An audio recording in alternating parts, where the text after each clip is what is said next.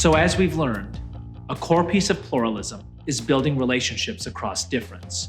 Those relationships are often formed through two distinct but interrelated types of activities: dialogue and common action. Today, we'll focus on building relationships through dialogue. But first, let's talk about some environmental factors that are essential for building these relationships.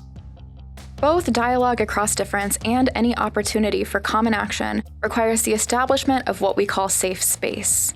Safe space is created when a group of people come together and agree to mutual guidelines by which they will conduct their interactions for the duration of the activity. Some common guidelines include respecting other people's right to their viewpoint, active listening, maintaining confidentiality of what's shared in the space, etc. But the actual content of the guidelines is not nearly as important as the process of arriving at them, and especially that everyone agrees to follow them. One way to think of safe space, some call it brave space or simply shared space, is as a conversation about the kind of conversation you hope to have. Safe space is not a physical space, but a positive tone for interactions about difference and identity, and a protection against anything that might be disruptive. This lets everyone know that different perspectives and identities will be valued and not challenged or called into question. This tone is important for formal events as well as regular, casual encounters with people who have different convictions and experiences. Another aspect of both dialogue and common action is identifying shared values. In practice, we call this leading with pluralism, and it means that bridge building across any differences should begin by talking about the values and goals that everyone present shares and identifying ways that those values can be put into action in service of the common good. When engaged in relationship-building activities such as dialogue and common action, be on the lookout for resonances with others, particularly resonances that may relate to an ethic of bridge building. This will help you connect to others and help to foster relationships across difference. Having a foundation of shared values will make it easier to dive into the sometimes tricky task of sharing and respecting the values and traditions that may differ widely among people. Now let's take a closer look specifically at dialogue. Dialogue across difference can take many forms. It could be facilitated and structured, or non-facilitated and organic. It might happen only one time, or on a weekly basis over the course of months or even years. We may think of dialogue as something formal that happens in particular circumstances, but the conversations you have with a neighbor can function in much the same way as a pre-planned dialogue between two different political groups. In all its forms, dialogue is a medium for creating bridges across differences.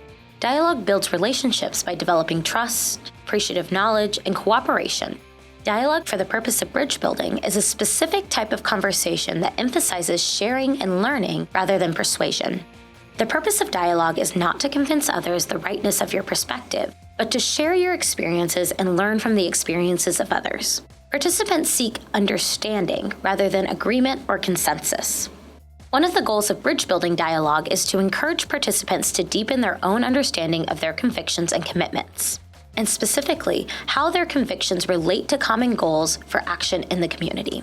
When we speak publicly about our identities and values and listen to the experiences of others, it helps deepen our personal understanding of and respect for the identities and values of others. Through this, dialogue should help participants discover shared values across different perspectives. Ideally, those shared values will help develop a sense of collaboration and cooperation, regardless of our diverse beliefs. When it works, dialogue across difference can be an incredibly positive experience. But when it's done poorly, the dialogue can be disastrous. So how do we make sure we are having good dialogue? Learning dialogue facilitation skills is critical to bridge building, but it's also possibly the most difficult part. It's important to remember that developing these skills takes time and practice and will not be mastered overnight. Here are some facilitation skills that you can practice to help develop relationships through dialogue.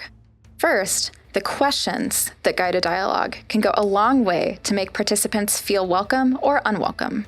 Like any other relationship, relationships built through dialogue need time to develop. Sometimes a question might be bad simply because it asks participants to share too much before they are comfortable with one another. It's important to begin with simpler, less intimate or divisive questions. For right now, we will focus exclusively on coming up with good questions for starting a dialogue. As you become more comfortable in your dialogue group, you will lay the important groundwork that will allow you to pull out the tougher questions down the line. In order to grasp what makes a question good, let's start by looking at some bad questions.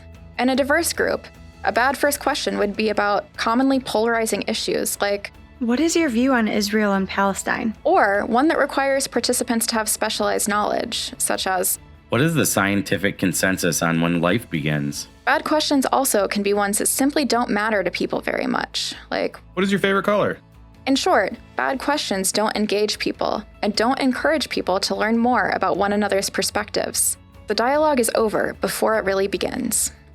Good questions guide conversations in particular directions and invite narrative answers. They are compelling to a diverse group of people. For example, what holiday has the most meaning for you and your family? They encourage stories rather than opinions, like, what is the story of your name? And they build connections across lines of difference, like, what aspects of your group or tradition inspired you to participate in this activity? The best questions are the ones that help people deepen their relationships with their own identity and values, as well as their relationships with others. If you are facilitating a dialogue following a service project, or as a space for people to discuss a recent event that occurred in your community, you'll want to plan ahead and tailor the guiding questions to bring people into meaningful conversation around those experiences. When facilitating a dialogue, be ready to share examples from your own life as a model for the kind of storytelling you hope to see from others. When you share pieces of your own story, it demonstrates your interest in forming relationships with people of other perspectives, your commitment to learning about others, and your dedication to putting shared values into action. By showing all of this, you implicitly invite others to join you in that effort. When participants don't know one another very well, it might take them a while to feel comfortable and speak freely. Maintaining the flow of conversation will keep a dialogue from feeling awkward. Facilitators must also model active listening to other participants.